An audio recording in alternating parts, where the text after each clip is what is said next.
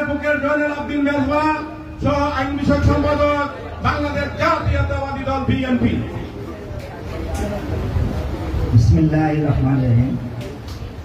আমি অত্যন্ত শ্রদ্ধার সাথে স্মরণ করছি শহীদ প্রেসিডেন্ট জিয়াউর রহমান সাহেবকে। মাত্র 3.5 বছরের জীবনে, বিশেষ করে রাজনৈতিক জীবন, তিনি যা দিয়ে গেছেন সেটা আমাদের জন্য, সারাটা বাংলাদেশ জাতীয়তাবাদী দল আগামী 500 বছর কেন সারাটা লাইফে তারা সেটাকে যদি অনুসরণ করে, সেই অনুকরণ করে, তাহলে যত শত্রুই তাদের বিরুদ্ধে তারা ইনশাল্লাহ কোথাও পতন হবে না।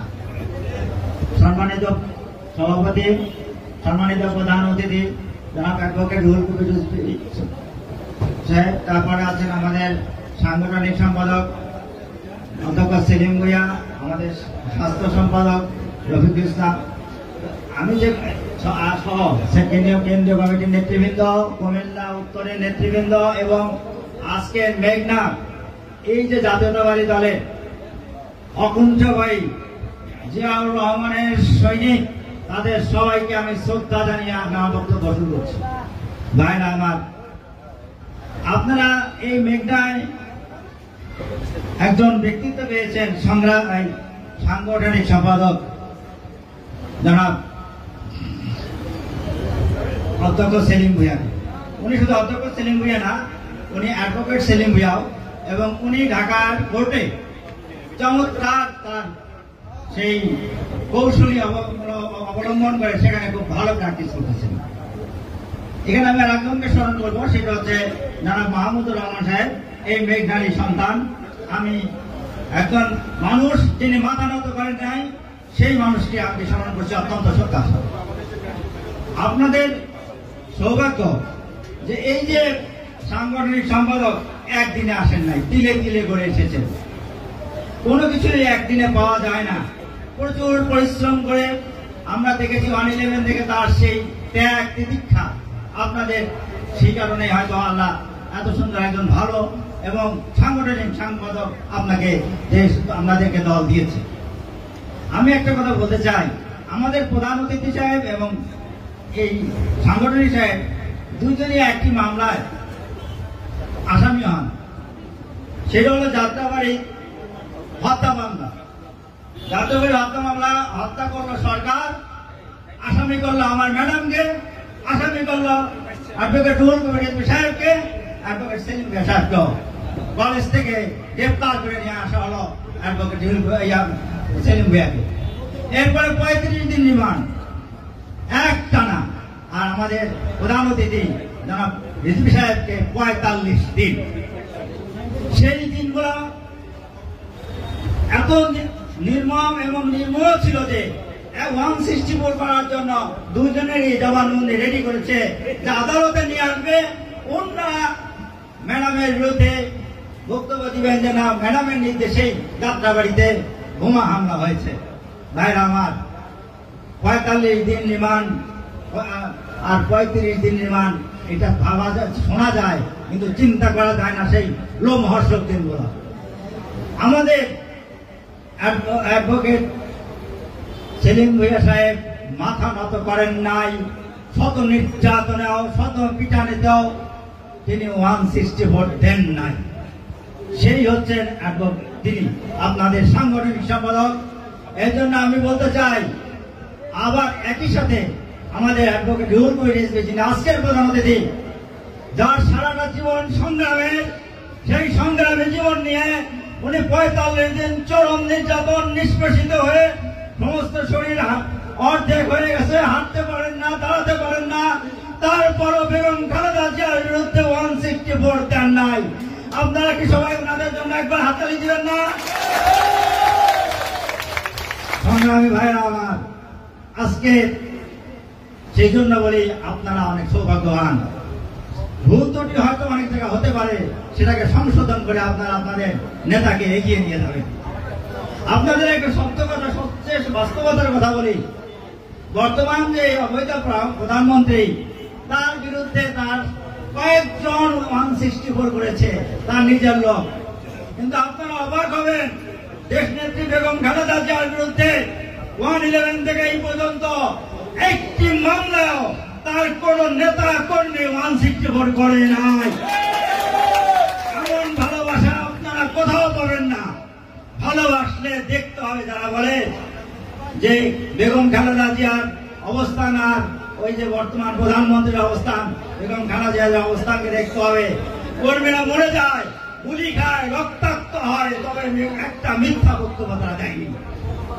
আমরা সময় অনেক কম, তারপরে যেটা বলতে চাই সেটা হচ্ছে আপনাদের যে উপস্থিতি, যে সংগ্রামী উপস্থিতি এবং যে সংগ্রামী চেতনা, এতে আমি উদ্বুদ্ধ হয়েছি এবং আপনাদের কাছ থেকে উদ্বুদ্ধ হয়ে ভবিষ্যতে ইনশাল্লাহ আমিও অনেক কিছু শিখলাম।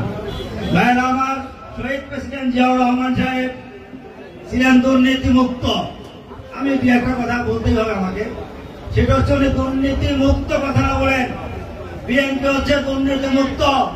বাংলাদেশে 10 লাখ দুর্নীতিবাজ তৈরি হয়েছে।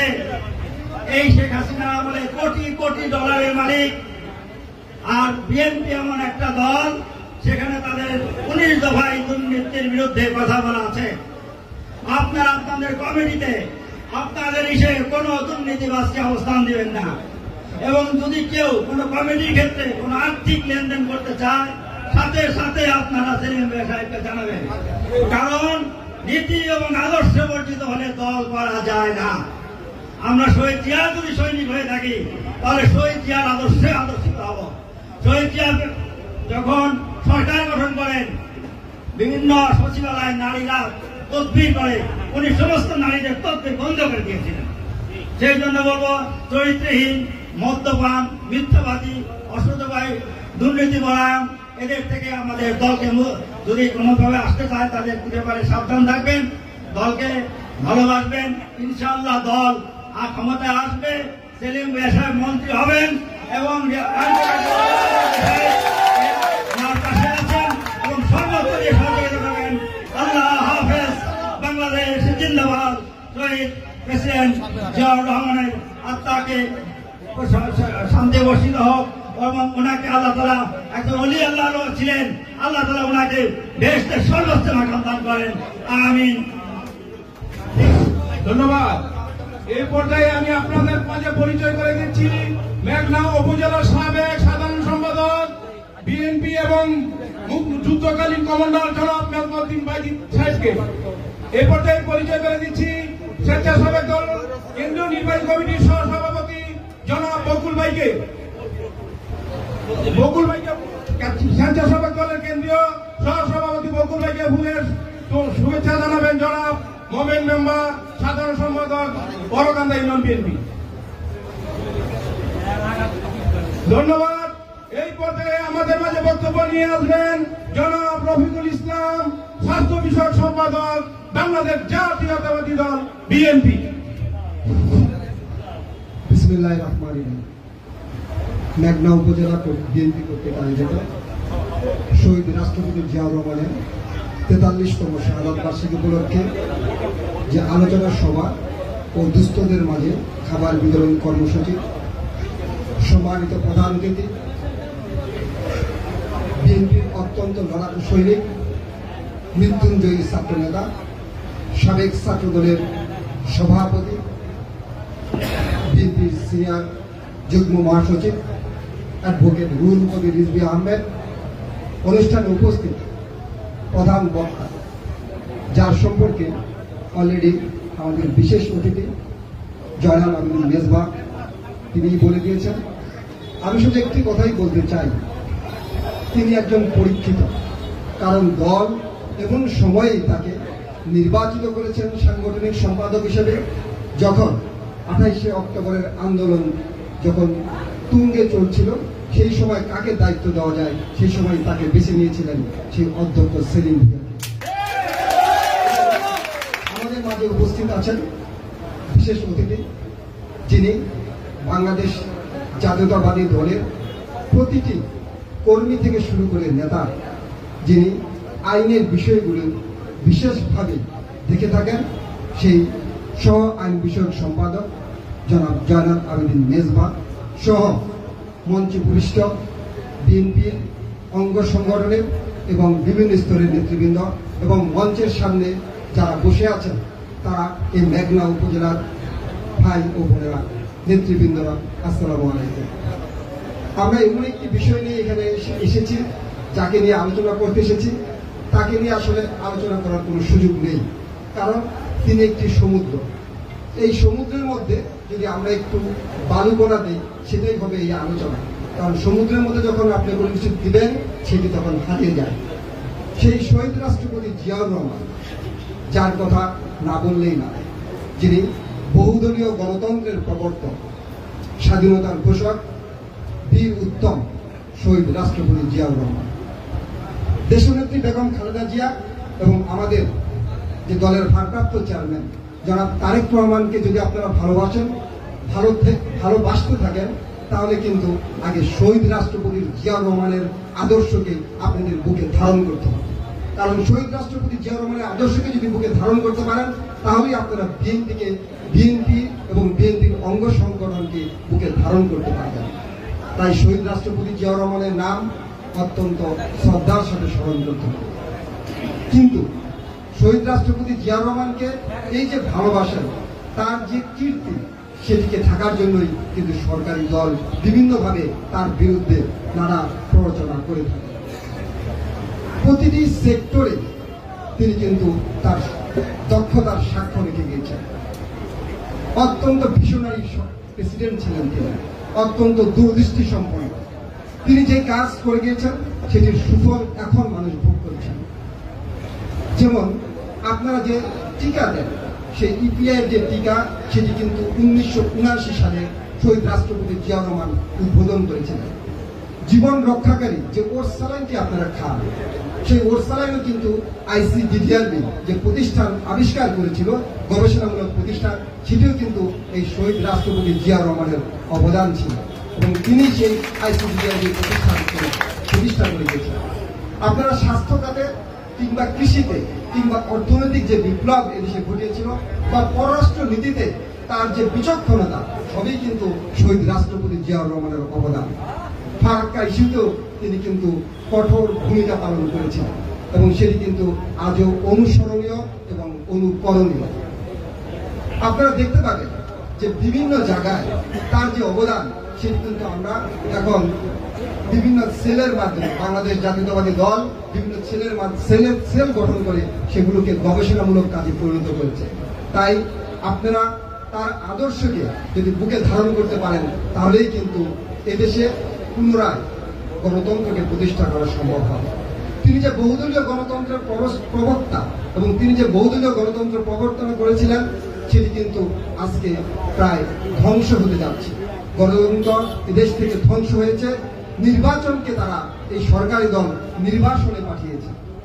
তাই আমার বিশ্বাস, আপনারা যারা এই যে সুশৃঙ্খল কর্মী বাহিনী যারা সামনে আছেন কিংবা এই যে মঞ্চে উপবিষ্ট যারা নেতৃবৃন্দ আছেন, তারা যদি পুনরায় হাল ধরেন এবং আপনারা যদি বুকে ধারণ করেন শহীদ রাষ্ট্রপতি জিয়াউর রহমানের আদর্শকে, তাহলে এই দেশে পুনরায় গণতন্ত্র প্রতিষ্ঠা করবেন এবং এই দেশে গণতন্ত্র প্রতিষ্ঠা করে দেশনেত্রী বেগম খালেদা জিয়াকে বন্দিশালা থেকে মুক্ত করে এবং দেশনায়ক জনাব তারেক রহমানকে বিদেশ থেকে ফিরিয়ে আনে আপনারা পুনরায় গণতন্ত্র প্রতিষ্ঠা করবেন, সেই বিশ্বাস থেকে আমি আমার বক্তব্য শেষ করছি।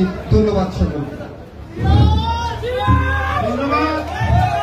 এই পর্যায়ে আমাদের মাঝে বক্তব্য নিয়ে আসবেন হোমনা মেঘনার কৃতি সন্তান, ইতিমধ্যে যার নেতৃত্বে মেঘনা হোমনা বিএনপি উজ্জীবিত কুমিল্লা উত্তর জেলা বিএনপির সাংগঠনিক কুমিল্লা বিভাগীয় বিএনপি সাংগঠনিক সম্পাদক, সারা বাংলাদেশের শিক্ষক সমাজের অহংকার জনাব অ্যাডভোকেট অধ্যক্ষ সেলিম ভূঁইয়া।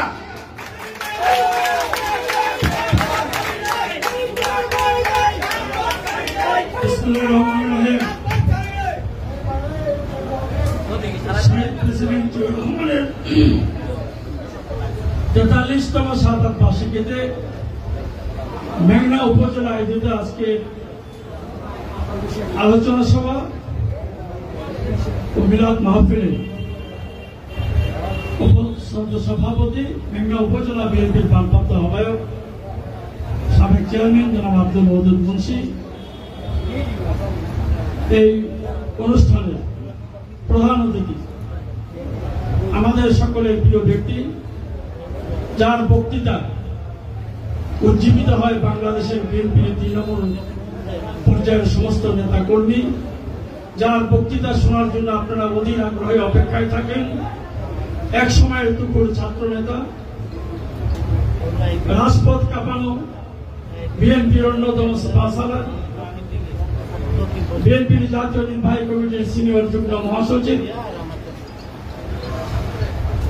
আমার রাজনৈতিক অভিভাবক জনাব অ্যাডভোকেট রুহুল কবির রিজভী আহমেদ, উপস্থিত আছেন স্বাস্থ্য বিষয়ক সম্পাদক ডাক্তার রফিকুল ইসলাম, সহ আইন বিষয়ক সম্পাদক যিনি আমাদের মায়ের মামলা, ম্যাডামের মামলা যিনি পরিচালনা করেন, রিজভী ভাইয়ের মামলা যিনি পরিচালনা করেন, উনি হলেন আমাদের অ্যাডভোকেট জয়নাল আবদিন মেজবা। উপস্থিত আছেন বিএনপির জাতীয় নির্বাহী কমিটির সদস্যবৃন্দ একরামুজ্জামান বিপ্লব, সালাউদ্দিন ভূঁইয়া শিশির, মাহবুবুর রহমান, শেখ মোহাম্মদ শামীম, অ্যাডভোকেট জিয়াউদ্দিন জিয়া এবং অধ্যাপক আমিনুল ইসলাম। এখানে এতগুলো জাতীয় নেতৃবৃন্দ উপস্থিত, কিন্তু বক্তব্য দেওয়ার সুযোগ আমরা দিতে পারিনি বলে মেঘনা উপজেলা বিএনপির পক্ষ থেকে আন্তরিকভাবে আপনার ক্ষমা চাচ্ছি আপনাদের কাছে। এবং উপস্থিত আছেন কৃষিবিদ পলাশ, মানে কৃষক দলের যুগ্ম সাধারণ সম্পাদক, উপস্থিত আছেন আমাদের অ্যাডভোকেট রুহুল কবির রিজভী সবসময় সফল সঙ্গী জনাব জাকির, উপস্থিত আছেন আরো যারা সবসময় আমার এই নেতাকে সময় দিয়ে থাকেন, তারা আছেন সাংবাদিক রাশেদ ভাই, দিনকালের বার্তা সম্পাদক ছিলেন উনি, আরো যারা এখানে উপস্থিত হয়েছেন। আমি সময় নিচ্ছি না, কারণ যার বক্তৃতা আপনারা শুধু টেলিভিশনে দেখেন, চ্যানেলগুলিতে দেখেন, সামাজিক যোগাযোগ মাধ্যমে দেখেন, উনি আজকে আপনাদের সামনে উপস্থিত, ওনাকে সামনে পেয়ে ওনার বক্তব্য শোনার আগ্রহী আপনাদের বেশি। আমি সময়ের জন্য নিব না। আজকে শহীদ প্রেসিডেন্ট জিয়াউর রহমানের শাহাদাত বার্ষিকীর জন্য আমাদের যে আলোচনা সভা, এই শহীদ প্রেসিডেন্ট জিয়াউর রহমান যদি সেদিন স্বাধীনতার ঘোষণা না দিত, আমরা এখনো স্বাধীন হতে পারতাম কিনা সেই বিষয়ে আমাদের সন্দেহ। সুতরাং উনি স্বাধীনতা ঘোষণা দিয়েছেন এবং মুক্তিযুদ্ধে উনি নেতৃত্ব দিয়েছেন, সেই জন্য 9 মাসের মধ্যে আমরা স্বাধীনতা অর্জন করেছি। কিন্তু কি পেলাম আমরা? কি এখন স্বাধীন? আমাদের কথা বলার স্বাধীনতা নেই, আমাদের চলাফেরার স্বাধীনতা নেই, আমাদের মৌলিক অধিকার নেই, সবকিছু থেকে বঞ্চিত। ফ্যাসিস্ট সরকার, এই অবৈধ সরকার, ভোট চোরের সরকার, ভোট টাকার সরকার সবকিছু হরণ করে দিয়েছে। এই অবস্থায় আপনারা বিদ্যুৎ পাচ্ছেন না, আপনারা গ্যাস পাচ্ছেন না, আপনাদের যে মৌলিক চাহিদা, যে মৌলিক অধিকারগুলি, সেগুলি পূরণ করার কোন রকমের আপনার গুরুত্ব এই সরকার দিচ্ছে না। সুতরাং এই সরকারকে আমরা আর দেখতে চাই না। এই অবৈধভাবে তারা ক্ষমতায় থাকবে, এটা কি আপনারা মেনে নেন? সুতরাং সরকারের পতন ঘটাতেই হবে, এবং এই পতন ঘটানোর জন্য আমরা আবার রাজপথে এই ঈদের পরেই দেখবেন নতুন কর্মসূচি দিবে আমাদের নেতা দেশনায়ক তারেক রহমান। এই সেই কর্মসূচি বাস্তবে রূপদান করবেন, বাস্তবায়িত করবেন তিনি হলেন অ্যাডভোকেট রুহুল কবির রিজভী। তার ঘোষণা আপনারা আমার নেতার পক্ষ থেকে যে ঘোষণা উনি দিলেন, সেভাবে আপনারা রাজপথে কঠোর কর্মসূচিতে আপনারা অংশগ্রহণ করবেন। কিন্তু আপনারা যারা নেতা হবেন, গড়ে বসে থেকে নেতৃত্ব দেওয়া যাবে। নেতৃত্ব দিতে হলে প্রতিটা কর্মসূচিতে আপনাদের অংশগ্রহণ করতে হবে। এবং আমি বলেছি আপনাদেরকে যে যারা ছাত্র দলের রাজনীতি করবে, তারা লেখাপড়া জানতে হবে। এই স্লোগান দিয়ে ছাত্র দলের রাজনীতি করা যাবে না। মানুষকে সেবামূলক কাজ মানুষের জন্য করতে হবে। স্বেচ্ছাসেবক দল, আপনি স্বেচ্ছাসেবকের দায়িত্ব পালন করতে হবে, তাহলে আপনি নেতৃত্ব পাবেন। সুতরাং এখন আপনাদের প্রতিটা কর্মসূচিতে অংশগ্রহণের উপর কিন্তু মার্কিং করা হবে। আমাদের হযরত মুন্সি সাহেব ভারপ্রাপ্ত আহ্বায়ক এবং আশারবাগ শাহীন সাহেব সদস্য সচিব, ওনারা অত্যন্ত সৎ লোক, ভালো লোক। সুতরাং আপনারা যদি কেউ মনে করেন যে কাজ না করে পদ পদবি নেবেন, সেটা কিন্তু হবে না। এবং কোন অর্থের বিনিময়ে, চাঁদার বিনিময়ে যেটা আপনারা বলে থাকেন, এটা মেঘনার মাটিতে কোন ব্যক্তি চাঁদা দিয়ে কোন নেতা হতে পারবেন না।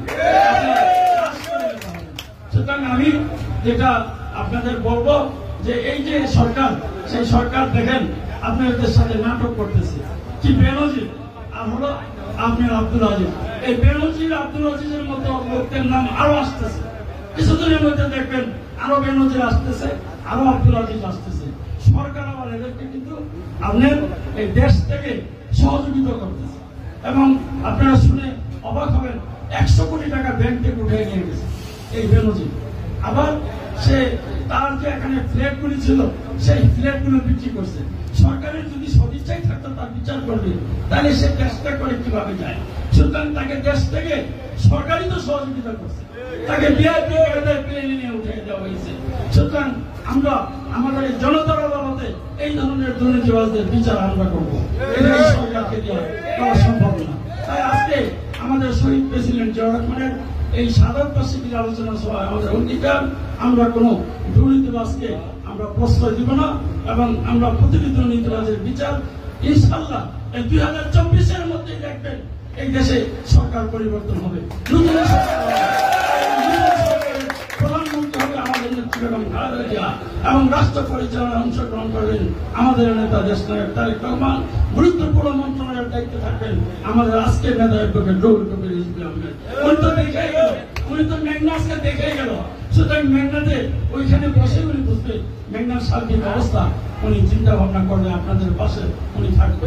সুতরাং আমি আজকে রিজভী ভাইকে বলবো, আপনি সবসময় চিন্তা করবেন, আপনার বাড়ি কুড়িগ্রাম হতে পারে, আপনি বড় হয়েছেন বগুড়াতে, রাজশাহীতে লেখাপড়া করেছেন, টোটাল নর্থ বেঙ্গলটাই আপনার, কিন্তু সাথে আরেকটু উপজেলা যোগ করবেন আপনি, আরেকটি নির্বাচনী এলাকা, সেটা হলো আহ্বান জানিয়ে অনুরোধ জানিয়ে আমি আমার বক্তব্য এখানে শেষ করছি এবং সেই সাথে আজকের যিনি সভাপতিত্ব করছেন মাননীয় প্রধানমন্ত্রীর অনুমতি করলে সভাপতিকে বক্তব্য রাখার জন্য অনুরোধ জানাচ্ছি। জনাব আব্দুল লতিফ মুন্সি, আব্দুল লতিফ মুন্সির বক্তব্য রাখবেন।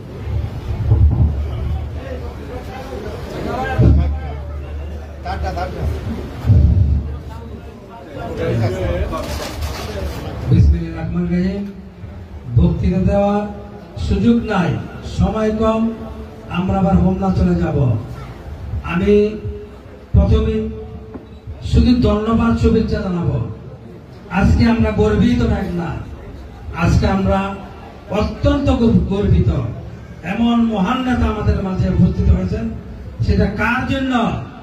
আমাদের সাংগঠনিক সম্পাদক, মেঘনা উপজেলার গর্ব, এই দেশের রত্ন অধ্যক্ষ সেলিম ভূঁইয়ার উচিলায় আজকে আমাদের নেতা রুহুল কবির রিজভী সাহেব আমাদের মাঝে এই মেঘনাকে ধন্যবাদ জানানোর জন্য উনি আসছেন।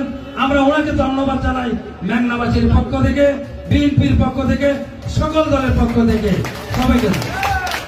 আমি আজকে আমাদের মাঝে আমাদের সাংগঠনিক সম্পাদক বিভাগীয় অধ্যক্ষ সেলিম ভূঁইয়া সুন্দর কথা বলেছেন। আমি বেনজির আহমেদের সম্পর্কে একটু কথা বলবো, পরে আমি শেষ করে দিব। ওনার দুইটা মেয়ে মাত্র, একটা বউ আর উনি, মাত্র 4 জন। ওনার এত টাকার কি প্রয়োজন ছিল?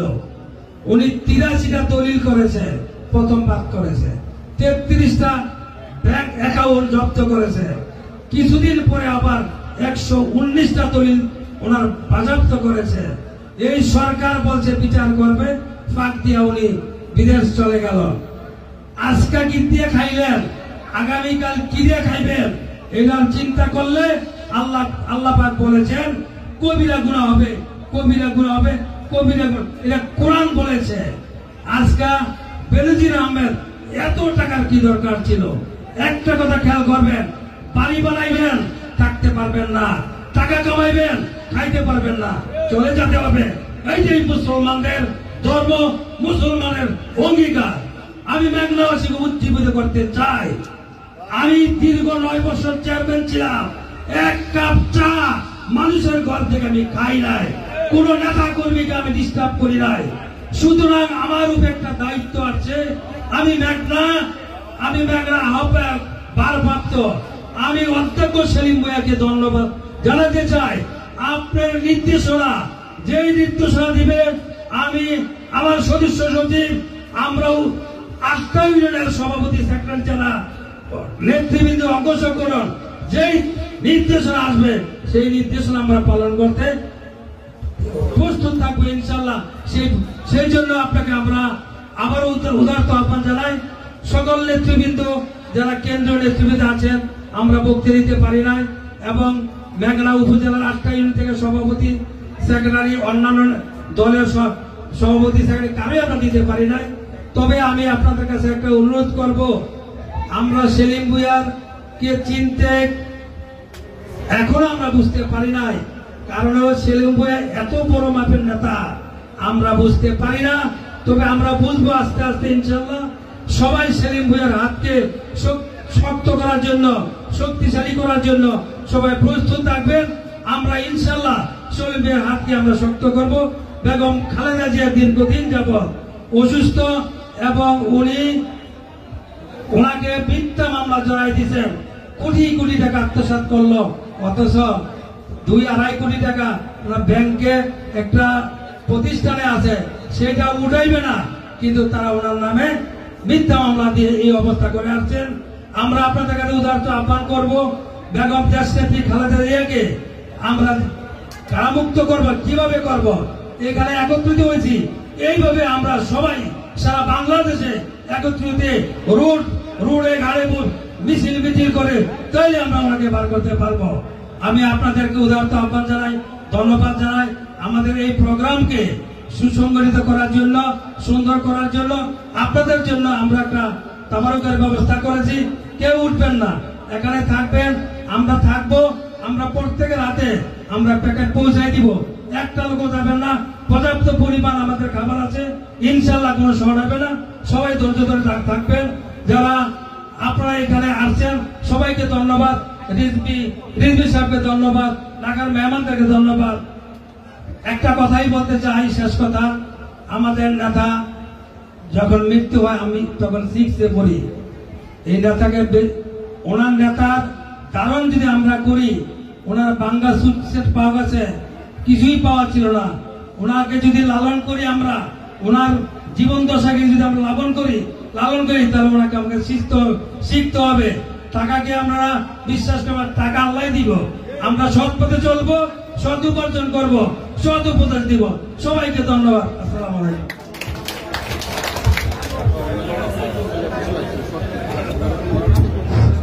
ধন্যবাদ।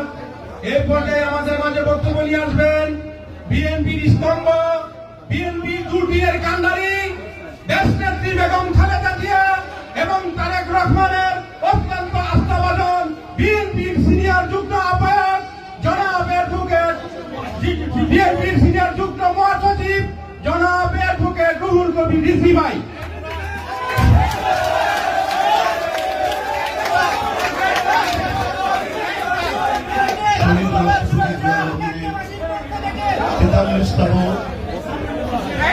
শাহাদাত উপলক্ষে মেঘনা উপজেলা আয়োজিত আলোচনা সভা সংগ্রামী সভাপতি উপস্থিত রয়েছেন। আপনাদের অকৃত্রিম নেতা, যিনি কোন হইচই করা ছাড়াই নীরবে নিভৃতে মানুষের সাথে সার্বক্ষণিক যোগাযোগ রেখে মানুষের মন জয় করেছেন, এবং তিনি একজন সমাজের সম্মানিত মানুষ। আমরা আজও স্কুলের হেডমাস্টার, কলেজের প্রিন্সিপাল বা ইউনিভার্সিটির ভাইস চ্যান্সেলর, আমাদের সময় যারা ছিলেন, যারা বেঁচে আছেন, তাদেরকে অত্যন্ত সম্মান করি, অত্যন্ত শ্রদ্ধা করে। আমি বলি না, সমাজের যারা সভ্যযোগ্য মানুষ, তারা প্রত্যেকেই তাদের শিক্ষককে সম্মান করে। সাংগঠনিক সম্পাদক, জাতীয় নির্বাহী কমিটি বিএনপি কুমিল্লা বিভাগের দায়িত্বে যিনি আছেন, অধ্যক্ষ সেলিম ভূঁইয়া, এই এলাকার মানুষ। তাই না, বাংলাদেশের এক প্রান্ত থেকে আরেক প্রান্তে যত স্কুল কলেজ আছে, এই বরেণ্য শিক্ষকদের তিনি নেতা, অসংখ্য প্রিন্সিপাল হেডমাস্টারের নেতা। তো এই যে শিক্ষিত মানুষ যারা প্রিন্সিপাল, হেডমাস্টার, শিক্ষকদের যিনি নেতা, তিনি প্রিন্সিপাল, তিনি কতখানি আলোকিত মানুষ হতে পারেন এটা আমরা নিশ্চয়ই সবাই জানি। তিনি অনেকদিন ধরেই তার এলাকায় আসার জন্য অনুরোধ করেছিলেন, সময় হয়ে ওঠে না। আজকে এখানে উপস্থিত হয়েছে।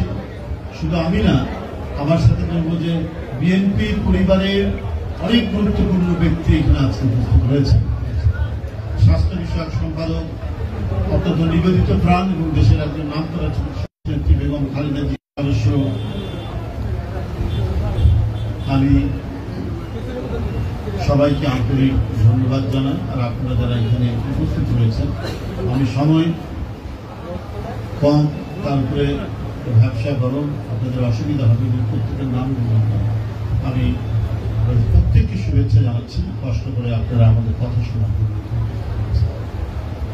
বন্ধুরা, এমন একজন মানুষ, এখানে সবাই বলেছেন যে আলোচনা করা খুব কষ্টকর ব্যাপার, অনেক সময় লাগবে, এবং তাকে নিয়ে কথা বলা, আলোচনা করার যে রাজনৈতিক প্রতিভা থাকা দরকার সেটা আমার নেই।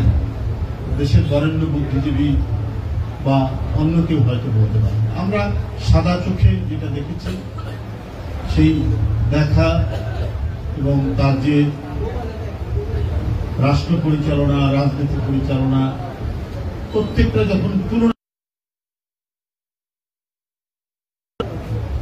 তিনি একজন সাধারণ মাপের কোন মানুষ ছিলেন না, অসাধারণ একজন মানুষ, যার মধ্যে প্রায় সব গুণাগুলি ছিল। পিতা হিসাবে তার দায়িত্ব পালন, পরিবারের প্রধান হিসেবে দায়িত্ব পালন থেকে শুরু করে জনগণের অভিভাবকত্ব কিভাবে করতে হয়, একজন রাষ্ট্রনায়ককে কিভাবে দেশ পরিচালনা করতে হয়, সেটাও তিনি দেখিয়েছেন। কালকেও আমি বলেছি একটা ছোট্ট ঘটনা। খন্দকার মুশতাক সাহেব যখন রাষ্ট্রপতি হলেন, রাষ্ট্রপতি হওয়ার পরে মরহুম শেখ মুজিবুর রহমান সাহেবের ছবি বঙ্গভবন থেকে নামিয়ে দিয়েছে। তার এই 100 কত দিনের যে শাসন, এই সময় জিয়াউর রহমান 7ই নভেম্বর ক্ষমতায় এসে তিনি রাষ্ট্রপতি হয়ে মরহুম শেখ মুজিবুর রহমান সাহেবের ছবি বঙ্গভবনে আবার টাঙিয়েছে। এই যে শেখ হাসিনার আজকে হিংসা, প্রতিহিংসা, বিষোদ্গার, কার প্রতি? জিয়া পরিবারের প্রতি, জিয়াউর রহমানের প্রতি, দেশনেত্রী বেগম জিয়ার প্রতি, তারেক রহমান সাহেবের প্রতি। এই প্রতিহিংসা যেন তার থামে না, এটা যেন একটা অনির্বাণ আগুনের শিখা উনার হৃদয়ের মধ্যে দাও দাও করে জ্বলে। কিন্তু উনি কখনোই জিয়াউর রহমানের যে সহিষ্ণুতা, তার রাজনীতি থাকতে পারে, একটি দল থাকতে পারে, কিন্তু সেই রাজনীতি দল থাকার পরেও, রাষ্ট্রযন্ত্র থাকার পরেও অন্য রাজনৈতিক দল এবং তার চিন্তা দর্শনের প্রচার এবং রাজনৈতিক কর্মকাণ্ড যে স্বীকৃত হয় গণতন্ত্রে, এটাতে জিয়াউর রহমান কত গভীরভাবে বিশ্বাস করতেন, সেইটা ওই একটা ঘটনার মধ্যে দিয়ে আপনাদের জানালাম। সেটা হলো যে দেখুন, তিনি ক্ষমতায় এসে মরহুম শেখ মুজিবুর রহমানের ছবি আবার বঙ্গভবনে টাঙিয়েছেন। কিন্তু শেখ হাসিনা তার মধ্যে ন্যূনতম কোন সহিষ্ণুতা, ন্যূনতম কোন পরমত সহিষ্ণুতা, অন্যের প্রতি শ্রদ্ধা, সেটা নেই। প্রধানমন্ত্রী, আপনি কবে বাংলাদেশে এসছেন? জিয়াউর রহমান যখন রাষ্ট্রপতি, তার পদোন্নতায় আপনি বাংলাদেশে এসেছেন। আপনার এর জন্য কি জিয়াউর রহমানের প্রতি কৃতজ্ঞ থাকা উচিত নয়? আপনি সেটা আপনি থাকবেন। গত পরশুদিন একটি পত্রিকায় 72 থেকে 75-এর কার সরকার, মরহুম শেখ মুজিবুর রহমান সাহেবের সরকার, তার একজন মন্ত্রীর পিএস ছিলেন, তার নামও জিয়াউদ্দিন, পরে নোয়াখালীর ডিসি হয়েছিলেন, চট্টগ্রামের ডিসি হয়েছিলেন, সিএসপি অফিসার। তার লেখা তিনি একটি ধারাবাহিক ভাবে কলাম লিখছেন প্রথম আলোয়। উনি শেখ মুজিবুর রহমান সাহেবের একজন মন্ত্রীর পিএস, সাধারণত আওয়ামী বনার হওয়ার কথা। উনাকে বলা হয়েছিল যে শেখ মুজিবুর রহমানের যে হত্যাকাণ্ড, এর সাথে যে আওয়ামী লীগ অভিযোগ করে জিয়াউর রহমান, উনি বলছেন যে এটা হতেই পারে। উনি তো দ্বিতীয় প্রধান, উনি তো 1 নম্বর না। 1 নম্বর ছিলেন জেনারেল শফিউল্লাহ, সেনাবাহিনীর প্রধান, আর জিয়াউর রহমান তো উপপ্রধান। জিয়াউর রহমান প্রথম টেলিফোনটা তো করবে হচ্ছে যিনি প্রধান তার কাছে। যখন শেখ মুজিবুর রহমান সাহেবের বাড়ি 32 নম্বরের বাড়ি আক্রমণ করছে, তখন তিনি টেলিফোন করেছেন শহীদুল্লাহ সাহেবকে, শফিউল্লাহ সাহেবকে। শফিউল্লাহ বলেছে যে আপনি প্রাচীর টপকে পালিয়ে যান। বলেছেন অনেক বই আছে, এরপর অনেক বই লেখা হয়েছে তার এই কথা। তো দায়িত্ব তার উপর বর্তমান নয়। যেহেতু জিয়াউর রহমান সিপাহী জনতার বিপ্লবে মানুষের সমর্থনে তিনি রাষ্ট্রপতি হয়েছেন, দেশ সুন্দরভাবে পরিচালনা করেছেন, কি কৃষি, কি শিল্প, কি শিক্ষা, প্রত্যেকটি ক্ষেত্রে এক অসাধারণ সাফল্য অর্জন করেছিলেন। তিনি স্বয়ং সম্পূর্ণ হতে দেশকে স্বয়ং সম্পূর্ণ করেছিলেন, স্বনির্ভর করেছিলেন, চাল উৎপাদন করে বিদেশে রপ্তানি করেছেন। এই যে সাফল্য, এইটার জন্য শেখ হাসিনা হিংসা, প্রতিহিংসা। আওয়ামী লীগ ক্ষমতায় আসলে বাংলাদেশের মাথা ভারতের কাছে বিক্রি করে দেওয়া হয়। মাথা ওখান থেকে তুলতেই পারে না। সেইখান থেকে জিয়াউর রহমান একটি জাতিকে মাথা উঁচু করে দাঁড়ানোর জন্য, আত্মনির্ভরশীল হওয়ার জন্য, শিল্প কৃষিতে স্বয়ং সম্পূর্ণ হওয়ার জন্য মাত্র ওই 4 বছর 4.5 বছরের মধ্যে একটি জাতিকে এমন এক জায়গায় নিয়ে গিয়েছিলেন যারা এই বাংলাদেশের উন্নতি যারা চায় না, বাংলাদেশ নিজের পায়ে দাঁড়া কিন্তু যারা চায় না, তারা যেমন ষড়যন্ত্র করেছে, ভেতর থেকে দেশীয় এই কুশক্তিরা ষড়যন্ত্র করে তাকে চট্টগ্রামের সার্কিট হতে হবে। আজও দেখেন ক্ষমতায় এসছেন তারা, ওই 75 থেকে কিন্তু ওরা বেরোয়নি। রাজনৈতিক দলের উপর নিপীড়ন, নির্যাতন বন্ধ করে দেওয়া, বিরোধী রাজনৈতিক দলের ভাগ্য লিখন হয়, তাদেরকে কারাগারে থাকতে হবে, তাদের নামে শত শত মামলা থাকবে, তারা ক্রস ফায়ারের শিকার হবে, তারা গুমের শিকার হবে, যা রক্ষী বাহিনী 72-75 করেছে। একই ঘটনার পুনরাবৃত্তি শেখ হাসিনা আজকে 17 বছর ধরে করেছেন। এটার একটি কারণ আছে। কারণটা হচ্ছে শেখ হাসিনা শেখ মুজিবুর রহমান ব্যর্থ হয়েছে। শেখ হাসিনা উনি ওই যে মাথা ঢুকিয়ে দিয়েছেন যাদের দিকে, তাদের সমর্থনে তিনি তার বাপের ব্যর্থতা ঢাকার জন্য তিনি সফল হতে চান। তাই ক্রমাগত প্রতিদিন কোন না কোন রাজনৈতিক নেতৃত্ব খুন হচ্ছে, ক্রস ফায়ার তার লাশ পাওয়া যাচ্ছে, অথবা গুম করে চিরদিনের জন্য, অথবা কখনো কখনো 1 মাস 1.5 মাস পরে সে ফিরে আসছে, না হলে তার লাশ পাওয়া যাচ্ছে, না হলে তাকে আদালতে সোপর্দ করা হচ্ছে। একই জিনিস, এখান থেকে কোন ব্যতিক্রম না।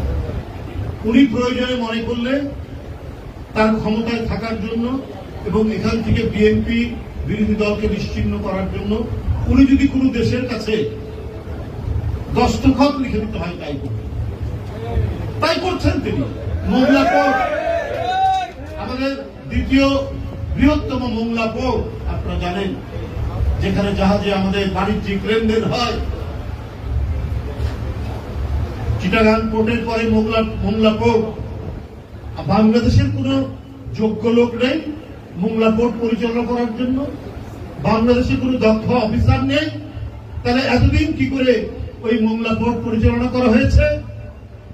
এখন শেখ হাসিনা মোংলা পোর্ট ভারতকে দিয়ে দিচ্ছেন এই মোংলা পোর্ট পরিচালনা করার জন্য। তাহলে তো তাকে সমর্থন করবেই। শেখ হাসিনাকে টিকিয়ে রাখার জন্য যা যা করা দরকার তারা করবেন, তারা সেটাই করে যাচ্ছে। এখানে জনগণ মরল কি বাঁচলো ওটা তো ওনার দেখার দরকার নেই। এই যে বেনজিরের কথা এখানে বললেন, সাবেক সেনাবাহিনীর প্রধানের কথা অনেকে বললেন, কি হয়েছে তাদের? এই জব্দ হয়, ব্যাংক অ্যাকাউন্ট জব্দ হয়, কি বলে যে তাদের কত জায়গা জমি সব জব্দ হয়। বেনজির সাহেব কোথায়? অনেক লোক বলেছেন যে উনি নাকি এখন আটলান্টিকে গিয়ে তেলাপিয়া মাছ ধরছেন, বড়শিতে করে তেলাপিয়া মাছ ধরছেন। কালকে স্বরাষ্ট্রমন্ত্রী ঢাকা বিশ্ববিদ্যালয়ের পিএসসিতে সাংবাদিকরা তাকে জিজ্ঞেস করেছে স্বরাষ্ট্রমন্ত্রীকে যে বেনজির সাহেব কোথায়? তার নাম তো শোনা যাচ্ছে না। স্বরাষ্ট্রমন্ত্রী বলছেন আমার এই বিষয়টি জানার কথা নয়। সাবেক আইজি জানার কথা নয়? এর মধ্যে তার ব্যাংক অ্যাকাউন্টে যে টাকা সেগুলো অদৃশ্য হয়ে গেছে। তার স্ত্রী এবং কন্যার নামে যে ফ্ল্যাট গুলো সেগুলো নাকি বিক্রি হয়ে গেছে। বেনজির সাহেব আর নেই, চলে গেছে। চলে যাওয়ার সুযোগ কে দিল? স্বয়ং স্বরাষ্ট্রমন্ত্রীর কথাটাই তো প্রভাবিত। উনি বলছেন জানি না, তার মানে এয়ারপোর্ট দিয়ে ইমিগ্রেশন পার করে তাকে নিরাপদে বাংলাদেশ ত্যাগ করার সব সুযোগ দিয়েছে প্রধানমন্ত্রী এবং তার সরকার। তার অ্যাকাউন্টের 100 কোটি টাকা কার? একজন সরকারি চাকরি করে, যত বড়ই হোক, বেতন কত হতে পারে? 60,000, 70,000, 1 লাখ, 1.5 লাখ। তাতে ছেলে, তাতে 2 মেয়ে, স্ত্রী, তার 4টা ফ্ল্যাট হতে পারে, ব্যাংকে 100 কোটি টাকা থাকতে পারে। চাকরিজীবী লোক যদি ব্যবসা করতো তাহলে অতটা সন্দেহ করা যেত না, আছে ব্যবসা করছে, গার্মেন্টস ফ্যাক্টরি আছে। কিন্তু চাকরিজীবী লোকের ওসির বেতন কত, এসপির বেতন কত, ডিআইজির বেতন কত, আইজির বেতন কত, সচিবের বেতন কত, আমরা তো জানি। এই অঞ্চলের একজন গুণী মানুষ এম.কে. আনোয়ার সাহেব আজও শ্রদ্ধায় মাথা নত হয়ে যায়। আমরা তখন ছাত্র নেতা, উনি মন্ত্রী, উনি তখন বাণিজ্য মন্ত্রী 1991-96 পর্যন্ত।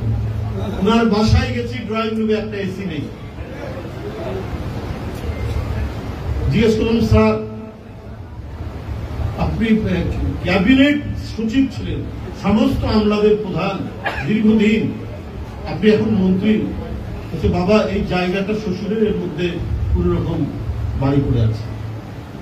আজকে যদি দেখি, তুলনা করি, তাদের তাদের দিকে তাকালে মাথাটা হেট হয়ে যায়, মাথাটা নত হয়ে যায়। আর এরা দেখেন এই যে টাকা, কার টাকা? জনগণের টাকা। কাউকে বলেছেন এখন যেটা আসছে, কারো হয়তো ফসলের জমি আছে, এই তো জমিটা আমাকে লিখে দে, অল্প কিছু টাকা ধরিয়ে। এইটাই করেছে, খবরের কাগজে আসছে, আমি বানিয়ে বলছি। এইভাবেই দেশের জনগণকে, অসহায় মানুষকে জিম্মি করে তারা সম্পদের পাহাড় করেছে। এদেরকে প্রোটেকশন দিয়েছেন, এদেরকে পাহারা দিয়েছে এই সরকার, শেখ হাসিনা সরকার। এরা আজকে এই কারণেই আজকে দেশ ছেড়ে অনেক চলে যায়। গেছে কিনা এটাও রহস্য খেলা, স্বরাষ্ট্রমন্ত্রী বলতে পারেন। বন্ধুরা আমার, এই পরিস্থিতির মধ্যে আমাদের আপনাদের নিরাপত্তা কিভাবে আমরা জীবনযাপন করবো? এখন সমাজের নানা স্তর থেকেই আপনার যারা কর্মচারী আছেন, কর্মকর্তা আছেন, তারা উৎসাহিত হয়। পুলিশের আইজি, সেনাবাহিনীর প্রধান, মন্ত্রী, এমপি, সোনা চোরা চালানকারী একজন ব্যক্তি, তাকে আওয়ামী লীগ এমপি বানিয়েছে, কলকাতায় তার দেহ টুকরা টুকরা হয়েছে। কি যে রহস্য ঘেরা আমরা জানি না।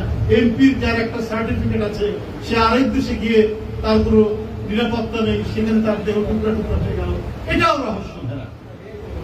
সরকার একটা ন্যারেটিভ, একটা বর্ণনা দিচ্ছে বটে, কিন্তু আসল সত্যটুকু কেউ জানে না। আর সমাজের মধ্যে এই সমস্ত ঘটনা ঘটতে থাকবে এবং ক্ষমতার শীর্ষে যারা আছে, যারা মন্ত্রী, যারা বড় বড় আমলা, সেখানে যদি অবাধে আপনার ঘুষ, দুর্নীতি, টাকার পাহাড়, সম্পদের পাহাড় রচনা করা হয়, তখন ছোটদের উপরে তারা উৎসাহিত হয়। চট্টগ্রামের চকবাজারের ইসলামী ব্যাংকের একজন ক্যাশিয়ার 1.25 কোটি টাকা নিয়ে নাই হয়ে গেছে এবং ওই চকবাজার এলাকায় ওই ইসলামী ব্যাংকের 149 ভরি সোনা নেই। তারা ব্যাংকের কর্মচারীরা জড়িত।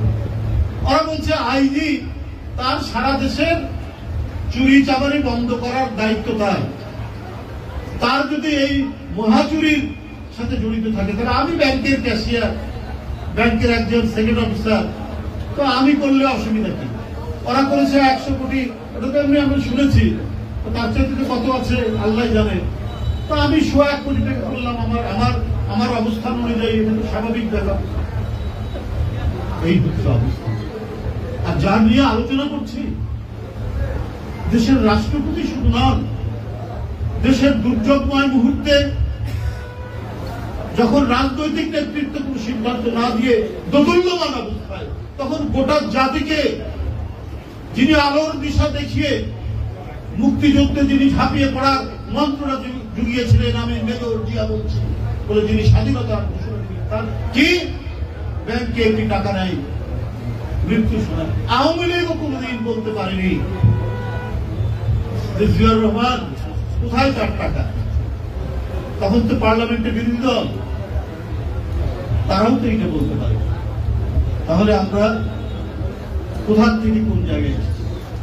তো আমরা যারা বিএনপি করি, আমরা যারা ছাত্র দল, যুব দল, কৃষক দল, স্বেচ্ছাসেবক দল, মহিলা দল যারা আমরা করি, অর্থাৎ জিয়াউর রহমানের আদর্শ নিয়ে আমরা যারা করি, আমাদেরকে ওই মাথায় ওই চিন্তাটা রেখেই প্রথম হচ্ছে আমাদের এই দেশ থেকে যেভাবে কথা বলার স্বাধীনতা, অবাধ সুষ্ঠু নির্বাচন, ভোটারদের ভোটাধিকার হাসিনা যেভাবে হরণ করেছেন, ওটাকে ফিরিয়ে আনতে হবে। আর এর জন্য যিনি আজীবন লড়াই করছেন, শোকে দুঃখে সংকটে,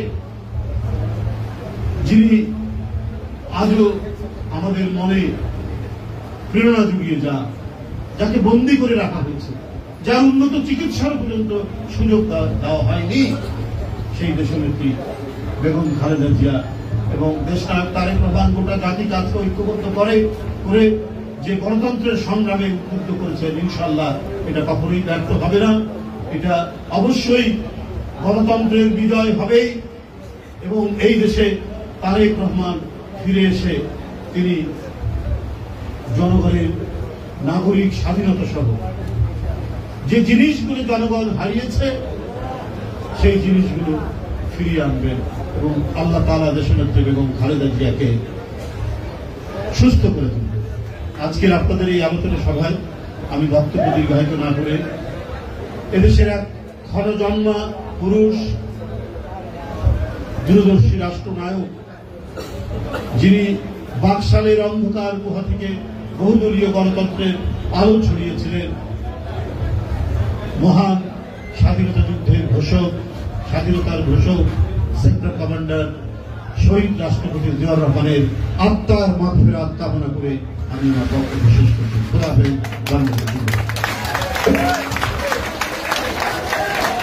ধন্যবাদ প্রধান অতিথি।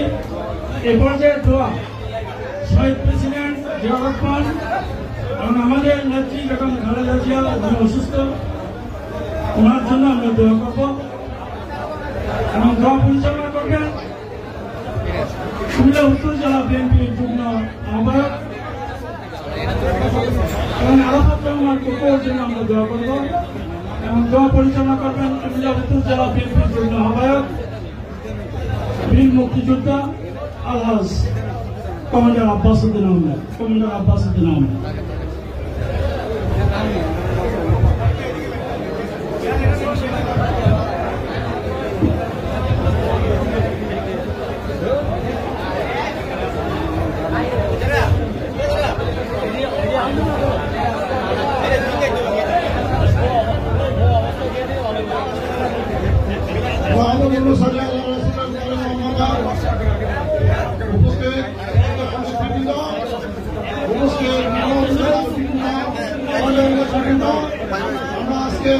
আমাদের প্রাণপ্রিয় নেতা মরহুম প্রেসিডেন্ট জিয়াউর রহমান সাহেবের জন্য দোয়া করব এবং আমাদের প্রিয় নেত্রী 3 তিনবারের প্রধানমন্ত্রী খালেদা জিয়ার সুস্থতা কামনা করব। আমরা সবাই একবার সূরা ফাতিহা পাঠ করি এবং 3বার কুল্লা শরীফ পাঠ করি। আউযু বিল্লাহি মিনাশ শাইতানির রাজিম, বিসমিল্লাহির রহমানির রহিম, আলহামদুলিল্লাহি রাব্বিল আলামিন, আর রহমানির রহিম, মালিক ইয়াউমিদ্দিন, ইয়া কানাবুদু ওয়া ইয়া কানাস্তাঈন। أجمعين اهدنا صراط المستقيم صراط الذين أنعمت عليهم غير المغضوب عليهم ولا الضالين آمين بسم الله الرحمن الرحيم قل هو الله أحد الله الصمد لم يلد ولم يولد ولم يكن له كفوا أحد بسم الله الرحمن الرحيم قل هو الله أحد الله الصمد لم يلد ولم يولد ولم يكن له كفوا أحد بسم الله الرحمن الرحيم قل هو الله أحد الله الصمد لم يلد ولم يولد ولم يكن له كفوا أحد اللهم صل على سيدنا ونبينا وشفيعنا وحبيبنا مولانا محمد صلى الله عليه وسلم ربنا موسى وإمام تقوى ربنا تقبل منا إنك أنت السميع العليم وتب علينا إنك أنت التواب الرحيم رب ارحمهما كما ربياني صغيرا رب ارحمهما كما ربياني صغيرا اے پروردگار رب کریم আজকে আমরা শহীদ প্রেসিডেন্ট জিয়াউর রহমান সাহেবের ৪৫তম শাহাদাত বার্ষিক উপলক্ষে মেঘনা উপজেলার বিভিন্ন পর্যায়ের নেতৃবৃন্দের সহযোগিতা আজকে এখানে কেন্দ্রীয় নেতৃবৃন্দ যিনি আসছেন আমাদের প্রধান অতিথি সহ অন্যান্য নেতৃবৃন্দের যিনি হাত তুলেছি আল্লাহ মাহমুদ আপনি আমাদের মনের খবর জানেন অন্তরের খবর জানেন আমরা এই মেঘনাবাসী সহ সারা বাংলাদেশের মানুষ আমাদের প্রিয় নেতা মরহুম প্রেসিডেন্ট জিয়া রহমান সাহেব কে জান্নাতুল ফেরদৌসে দান করবেন এই আশা ব্যক্ত করি আমাদের প্রিয় নেত্রী তিনবারের প্রধানমন্ত্রী বেগম খালেদা জিয়াকে সুস্থ এবং সবল আমাদের কাছে আবার ফিরে আসতে পারে এবং বিদেশ থেকে যেমন তারা কি আবার আমাদের সামনে এসে বক্তৃতা দিতে পারে এই দেশের শাসনের বিরুদ্ধে যে সমস্ত অন্যায় অত্যাচার করছে তার বিচার করতে পারে সেই দোয়া কামনা করে সকলকে ধন্যবাদ দিয়ে আমরা আলাদা পূর্ব এই দেশ থেকে অনেক নির্যাতিত হয়েছে উনি ওনার মা বাবার ছায়া পর্যন্ত দেখতে পারে নাই সেইভাবে এই বর্তমান বছর সেটা সরকার তাকে সেভাবে নির্বাচিত করেছে আমরা সকলের প্রতি ইনশাল্লাহ দোয়া করি জিয়া পরিবারের সকলের যাতে জান্নাতবাসী হয় সেই দোয়া কামনা করে এবং আমরা যাতে সকলের সুস্থতা নিয়ে আগামী দিনে এই হাসিনা সরকারকে আমরা যাতে অতি সহজে তাড়াইতে পারি ভোটসন সরকারকে এই দুনিয়া থেকে বিদায় করতে পারি সে আশা ব্যক্ত করে ইনশাল্লাহ আমরা আপনার কাছে কামনা করি আলহামদুলিল্লাহ সুবহান রাব্বিকা রাব্বিল ইজ্জাতি আম্মা ইয়াসিফুন আসসালামু আলাল মুরসালিন আলহামদুলিল্লাহি রাব্বিল আলামিন ওয়া লা ইলাহা ইল্লাল্লাহ